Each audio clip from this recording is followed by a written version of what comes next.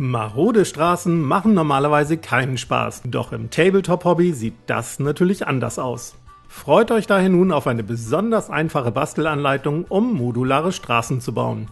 Abgerundet mit ein paar coolen Gestaltungskniffen. Und damit moin moin und herzlich willkommen zum TWS. Inspiriert haben mich übrigens die Straßen von Frank Lohmanns Fallout-Spielplatte, die er auf der diesjährigen Nordcon in Hamburg präsentiert hatte. Beste Grüße also und nun ran an den Basteltisch. Für den Bau modularer Straßen braucht ihr primär zwei Materialien. Erstens 2 mm dünnen Kork, genauer gesagt Rollkork. Den gibt's entweder in Baumärkten als Meterware oder als handliche DIN A4-Bögen in Hobby- und Bastelgeschäften. Zweitens benötigt ihr ca. 1 mm dünnes PVC. Ich nehme hier sogenannte Forex Hartschaumplatten, die es in verschiedenen Größen gibt. Ihr könnt natürlich auch anderen PVC bzw. Kunststoff oder alternativ sogar Finnpappe nehmen. Aber die flexiblen und leicht rauen Forex-Platten lassen sich nicht nur easy zerschneiden, sondern sind auf einer Seite sogar noch mit Folie beschichtet. Das werden wir ganz zum Schluss noch ausnutzen. Los geht's mit dem Zuschneiden mehrerer PVC-Platten, die den Untergrund für unsere später rund 12,5 cm breiten Straßen darstellen werden.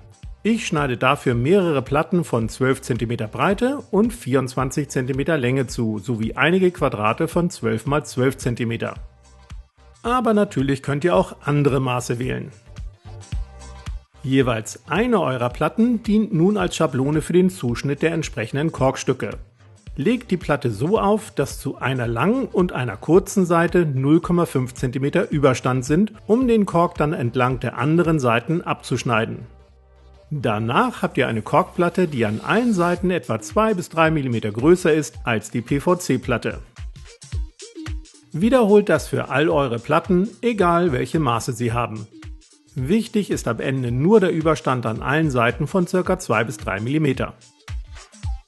Damit der Kork gleich besser mit den PVC-Platten verklebt werden kann, solltet ihr jeweils eine Seite der PVC-Platten mit grobem Schleifpapier anrauen. Ein paar Mal kräftig schleifen überall genügt schon. Als Kleber für dieses Projekt rate ich euch unbedingt zu Krauttack von Krautcover, da Holzleim den Kork nicht so stabil mit dem PVC verbinden würde.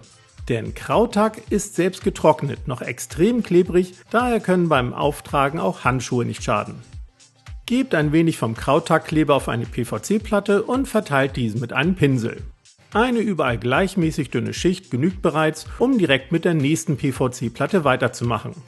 Währenddessen trocknet der Kleber auf der ersten Platte an, wodurch der Kork dann direkt bombenfest haftet. Zum Aufbringen des Korks habt ihr nun zwei Möglichkeiten.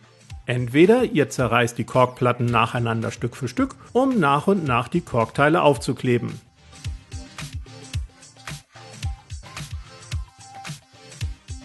Oder ihr zerreißt die Korkplatten erstmal komplett und vorab, legt die Einzelteile übersichtlich zum Aufkleben bereit und klebt sie dann in einem Durchgang auf. Diese zweite Variante finde ich persönlich praktischer, allerdings braucht ihr für die Korkpuzzleteile extrem viel Ablagefläche, damit nichts durcheinander kommt. Startet beim Aufkleben am besten in eine Ecke und lasst das erste Teil außen wie geplant um 2 bis 3 mm überstehen. Kontrolliert diesen Abstand unbedingt, indem ihr kurz die Rückseite checkt.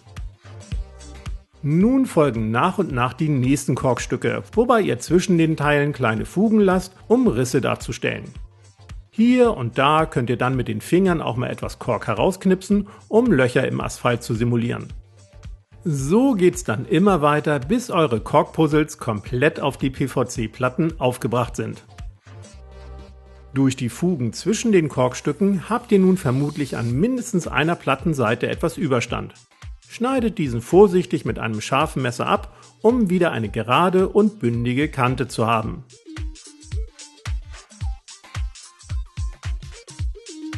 Knipst anschließend mit den Fingern noch ein wenig am Rand herum, um auch diesen zu verwittern. Dafür ist der 2 bis 3 mm Überstand nämlich gedacht. Je nach Riss zwischen den Korkstücken könnt ihr dann noch mit einem Seitenschneider etwas PVC herausschneiden. Übrigens, der Krauttackkleber zwischen den Fugen ist zwar mittlerweile getrocknet, aber immer noch klebrig. Wer möchte, kann nun Sand auf den Kleber drücken, um die Fugen aufzufüllen und später alles in einem Rutsch zu bemalen.